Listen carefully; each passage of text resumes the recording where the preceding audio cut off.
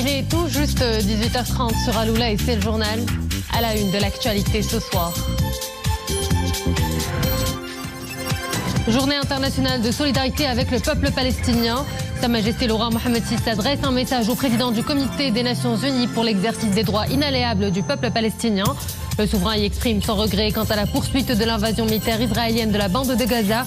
Une situation dramatique qui exige une intervention décisive pour l'instauration immédiate d'un cessez-le-feu. La Hongrie soutient le plan d'autonomie marocain qui constitue incontestablement la base la plus crédible pour le règlement de ce différend régional.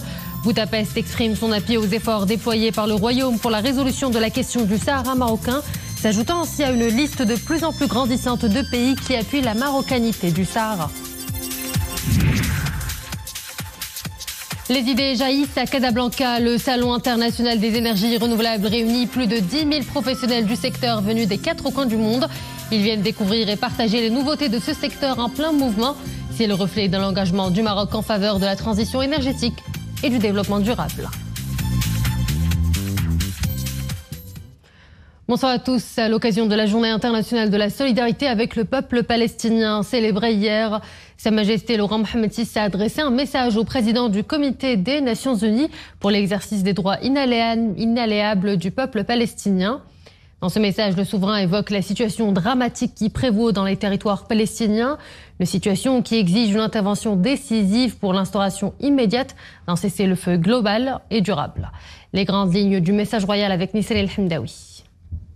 Dans son message, Sa Majesté le roi exprime son regret quant à la poursuite de l'invasion militaire israélienne de la bande de Gaza. Une invasion qui a fait à ce jour des dizaines de milliers de morts et de blessés parmi les civils innocents et sans défense et qui a privé des millions de Palestiniens de leurs droits fondamentaux au logement, à la nourriture, aux soins, à l'eau salubre, à l'enseignement et à la sécurité.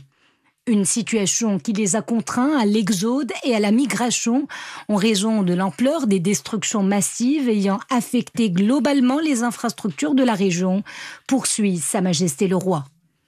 De ce fait, le souverain saisit cette occasion pour lancer un appel au monde entier pour une mobilisation d'urgence afin de stopper la guerre et contraindre Israël à lever le siège de la bande de Gaza et à permettre le retour des personnes déplacées dans la perspective du lancement de la reconstruction de ce qui a été détruit par la guerre. Plus d'actions communes sont également requises pour soutenir et protéger les droits humains dans les territoires palestiniens, assurer l'application des résolutions onusiennes pertinentes, veiller au respect total des dispositions du droit international et du droit international humanitaire, souligne le souverain. Et face à l'impasse dans laquelle se trouve le processus de paix au Moyen-Orient, en raison de ce contexte difficile, Sa Majesté le roi appelle de nouveau la communauté internationale et plus particulièrement les grands pays capables de peser de tout leur poids sur le conflit. Sa Majesté le roi les appelle à engager d'intenses efforts diplomatiques dans le cadre d'une dynamique nouvelle et efficace. Le but étant de ramener toutes les parties concernées à la table des négociations pour parvenir in fine à un règlement juste et global de la question palestinienne. Ainsi, il sera possible de construire un avenir commun pour les générations montantes palestiniennes et israéliennes dans le cadre de la solution à 2 États, écrit Sa Majesté le roi dans ce message. Par ailleurs, le souverain estime que les mesures unilatérales et les provocations israéliennes répétées, dont la ville sainte d'Al-Quds fait l'objet, sabordent les efforts d'apaisement et sapent toute initiative internationale visant à stopper les actes de violence et à calmer les tensions. Saluant les efforts sincères et constants du Comité des Nations Unies pour l'exercice des droits inaliénables du peuple palestinien, Sa Majesté le roi réitère son appui total à ce comité dans la noble mission qu'il poursuit afin de faire triompher les droits légitimes et inaliénables du peuple palestinien et d'apporter son concours aux efforts internationaux visant à instaurer un climat de paix, de stabilité, de coexistence et de prospérité pour tous les peuples de la région. Mettant à profit sa position et ses relations privilégiées avec les parties concernées et les puissances internationales agissantes, le Maroc, affirme le souverain, poursuivra inlassablement ses efforts coutumiers afin de réunir les conditions propices à un retour à la table des négociations, considérée comme la seule voie pour mettre un terme à ce conflit et pour instaurer la sécurité et la stabilité dans la région du Moyen-Orient. Et Sa Majesté le Roi de réaffirmer en cette conjoncture particulièrement critique la nécessité de parvenir à un cessez-le-feu immédiat et durable dans la bande de Gaza et la cessation des agressions répétées visant les populations paisibles en Cisjordanie et à Al-Quds. Le royaume qui réitère également la nécessité d'assurer la protection des civils sur l'ensemble des territoires palestiniens et d'empêcher de les prendre pour cible et de les mettre en danger de mort, insiste sur l'impératif de procéder sans condition ni réserve à une ouverture immédiate et permanente de tous les points de passage, fait observer Sa Majesté le Roi. Notant que le but est d'assurer avec la fluidité requise l'arrivée en quantité suffisante des aides humanitaires, des secours, des différentes fournitures médicales et des produits de première nécessité aux habitants de la bande de Gaza et du reste des territoires palestiniens. Sa Majesté le Roi ne manque pas de rappeler qu'en sa qualité de président du comité Al-Quds, issu de l'Organisation de la coopération islamique, le souverain tient personnellement à déployer tout ce qui est en son pouvoir et à tout mettre en œuvre afin de préserver le statut juridique, historique et démographique d'Al-Quds en tant que haut lieu de rencontre pour les adeptes des 3 religions monothéistes. Le souverain réaffirme à cet égard que le Royaume du Maroc poursuivra sans relâche ses efforts pour défendre la cité sacrée à travers l'action politique et diplomatique, notant que l'agence Beit Mal Al-Quds Al-Sharif, organe exécutif du comité Al-Quds, continuera la réalisation de programmes et de projets concrets qui tendent fondamentalement à préserver l'identité culturelle de la ville sainte, améliorer la situation sociale et les conditions de vie de la population maqdissi et à appuyer sa résistance. Dossier du Sahara marocain, la dynamique de soutien international à la souveraineté du Maroc sur ses provinces du Sud et au plan d'autonomie se poursuit. Aujourd'hui, la Hongrie a exprimé son appui aux efforts déployés par le Royaume pour la résolution du conflit autour de la question du Sahara marocain.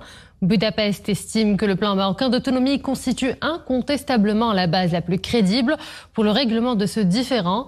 Position exprimée aujourd'hui dans un communiqué conjoint signé à l'issue d'une rencontre à Rabat entre le ministre des Affaires étrangères, de la coopération africaine et des Marocains résidant à l'étranger Nasser Bourita et son homologue hongrois, Nisril El Hamdaoui.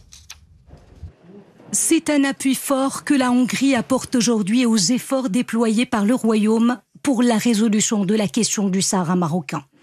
Elle soutient le plan d'autonomie présenté en 2007, le qualifiant de la base la plus crédible pour le règlement de ce différend. Cette position, Budapest l'a exprimée dans le communiqué conjoint signé à l'issue d'une rencontre entre le ministre des Affaires étrangères, de la coopération africaine et des Marocains résidant à l'étranger, Nasser Bourita, et son homologue hongrois, M. Peter Szijjártó. Celui-ci n'a pas manqué de souligner cette nouvelle position lors d'un point de presse. Nous, en tant que Hongrois et en tant qu'Européens, notre souhait est que la région d'Afrique du Nord soit stable. Et pour cela, il faut résoudre la question du Sahara. Nous appelons constamment les Nations Unies à s'armer de courage nécessaire pour jouer un rôle fondamental dans la résolution de ce conflit. Et pour moi, sans aucune discussion, le fondement de base de la solution réside dans l'initiative marocaine d'autonomie. Et sur cette base et en coordination avec les Nations Unies, nous pourrons à court terme résoudre cette question. Dans le communiqué conjoint, les 2 ministres ont réaffirmé leur soutien au processus politique mené par les Nations Unies et aux efforts du secrétaire général des Nations Unies pour parvenir à une solution à la question du Sahara, conformément aux résolutions du Conseil de sécurité. Le Maroc et la Hongrie soulignent leur rôle positif et constructif dans le maintien de la stabilité, de la sécurité et de la paix dans leurs régions respectives et notent leur attachement à ces principes ainsi qu'à une résolution pacifique des conflits et au respect de l'intégrité territoriale et de la souveraineté des États. Pour sa nouvelle position renforcée, la Hongrie vient conforter le momentum récemment créé, dont se félicite la dernière résolution du Conseil de sécurité des Nations Unies et qui demande instamment qu'il soit mis à profit. Diplomatie toujours, inauguration de l'ambassade de la République de Madagascar à Rabat par le ministre des Affaires étrangères, de la coopération africaine et des Marocains résidant à l'étranger Nassar Bourita et son homologue malgache. Dans une allocution prononcée lors de cette cérémonie, Nassar Bourita a souligné que l'inauguration de cette ambassade intervient alors que les deux pays célèbrent cette année le 30e anniversaire de l'établissement de leurs relations diplomatiques.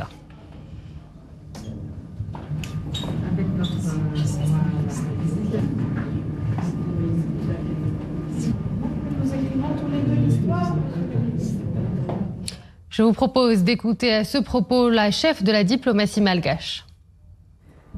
Ce moment tant attendu constitue un jalon majeur dans le raffermissement des relations bilatérales entre nos deux pays et nous sommes ravis et fiers de vous accueillir dans ces splendides locaux de l'ambassade de Madagascar à Rabat. J'aimerais exprimer, au nom de son Excellence M. Ange Rajoelina, président de la République de Madagascar et du gouvernement malagasy, notre profonde reconnaissance envers Sa Majesté, le roi Mohamed VI, le gouvernement marocain, son Excellence Monsieur le Ministre, pour leur soutien indéfectible et leur accompagnement dans la concrétisation de ce projet.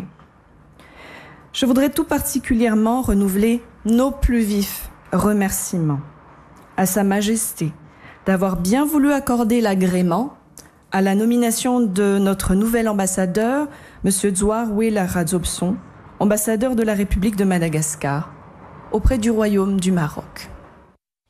150 millions d'euros pour soutenir la généralisation de la couverture médicale obligatoire et le plan pour l'égalité 2023-2026. C'est l'objet de ces deux accords signés par le Maroc et la France. Deux accords paraphés par le ministre délégué auprès de la ministre de l'économie et des finances chargée du budget Fawzi El-Qja, l'ambassadeur de France au Maroc Christophe Lecourtier et la directrice de l'agence française de développement au Maroc Kitri Pinsant. Ces accords s'inscrivent dans une dynamique exemplaire marquée par la récente visite d'État du président français Emmanuel Macron au Maroc ainsi que par la signature de conventions majeures.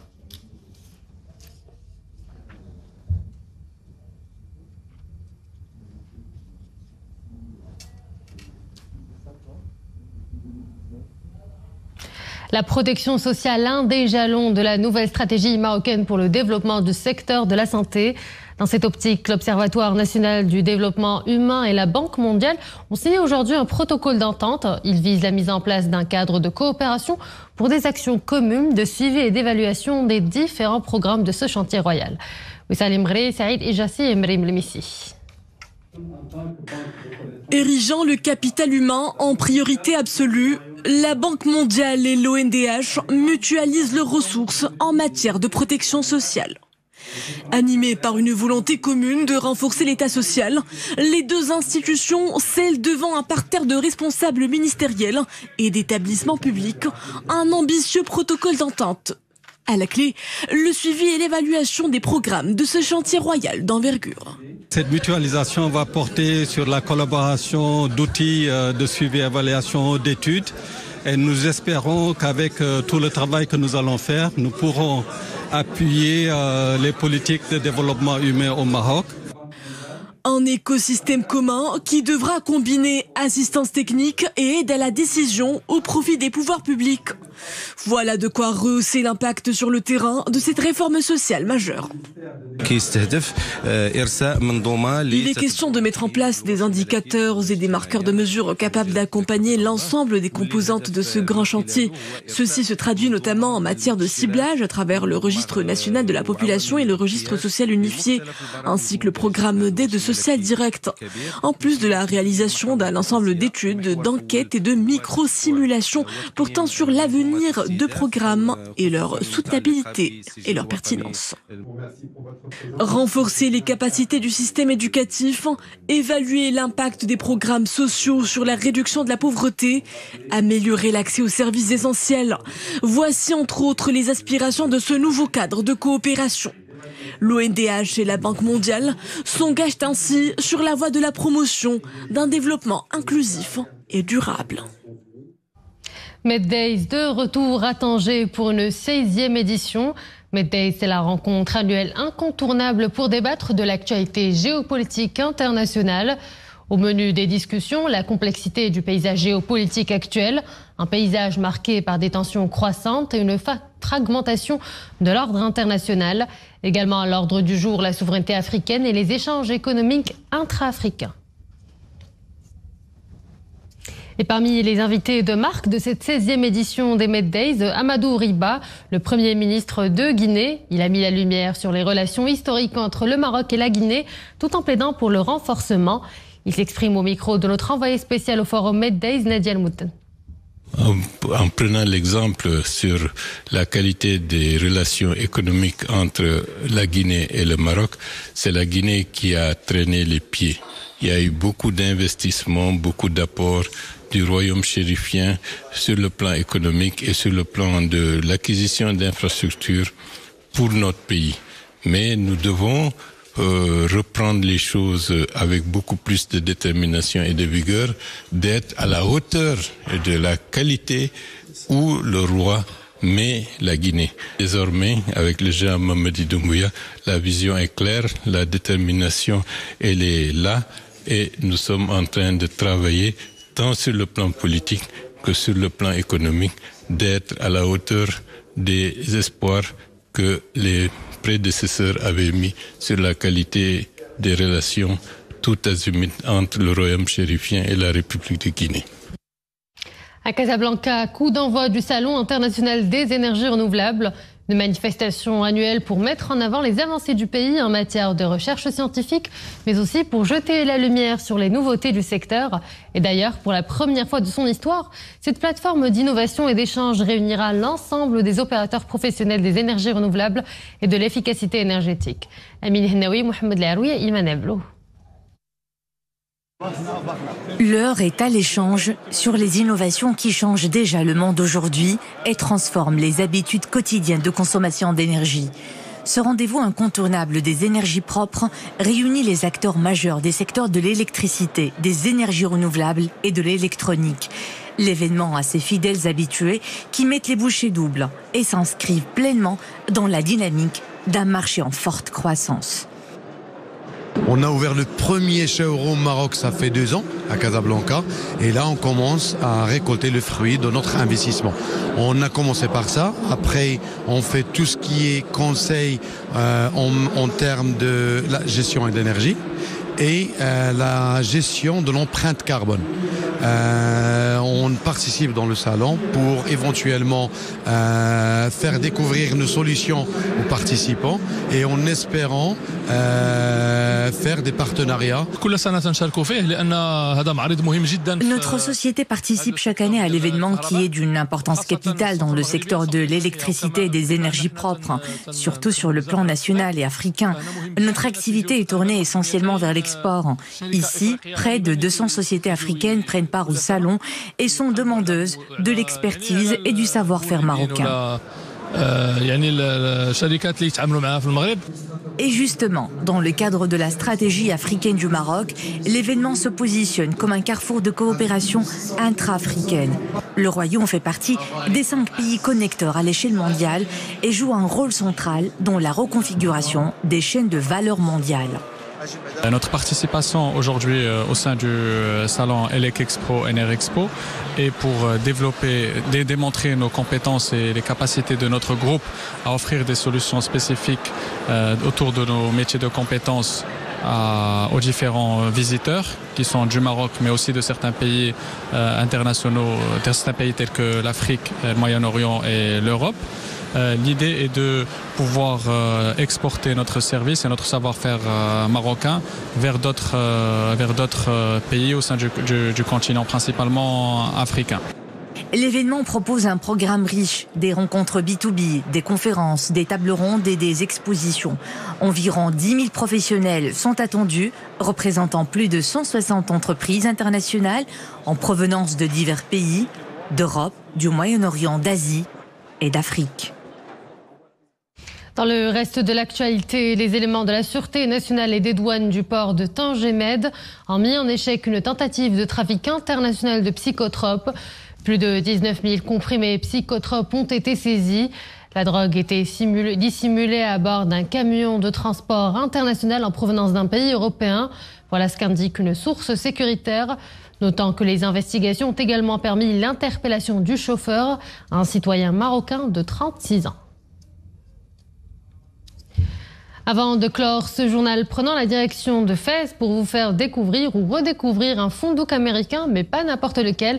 Il s'agit d'une clinique qui héberge depuis plus de 90 ans des animaux malades et blessés. Son vétérinaire, breuvage et logement leur sont gratuitement fournis. Hassan Mondour et Zakaria Moukim Billah.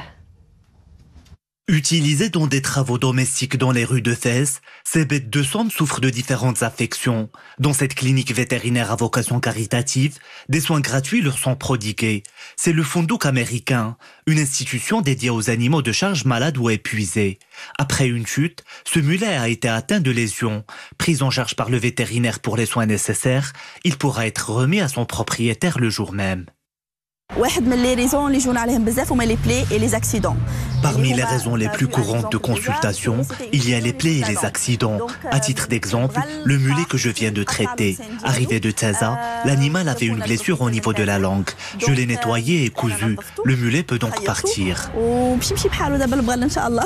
Autre situation courante, les blessures ou les cassures au niveau des pattes. En conséquence, les animaux boitent et ne peuvent plus se déplacer facilement. D'autres encore ont perdu l'appétit en raison de leur maladie. Ils ont besoin d'assistance et de repas adaptés. Nous commençons d'abord par ausculter l'animal à l'aide du stéthoscope. Nous écoutons le bruit de ses poumons pour savoir s'il n'y a pas d'anormalité. Ensuite, nous procédons à l'échographie. Tout un arsenal d'équipements vétérinaires est mis à contribution au service de la santé animale. Endoscope d'imagerie interne, appareil de diagnostic par rayon X, en plus d'une salle d'opération chirurgicale et d'un laboratoire. Objectif, diagnostiquer les problèmes dont souffrent les animaux et trouver le traitement le plus approprié. Ces animaux sont la propriété de familles modestes. Les bêtes sont utilisées pour transporter des marchandises. Le plus souvent, ils sont exploités jusqu'à l'épuisement.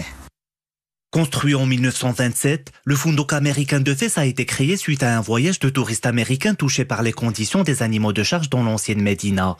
L'institution continue aujourd'hui à accueillir ânes, mulets et chevaux pour des soins gratuits, contribuant ainsi au bien animal et à rendre service aux propriétaires.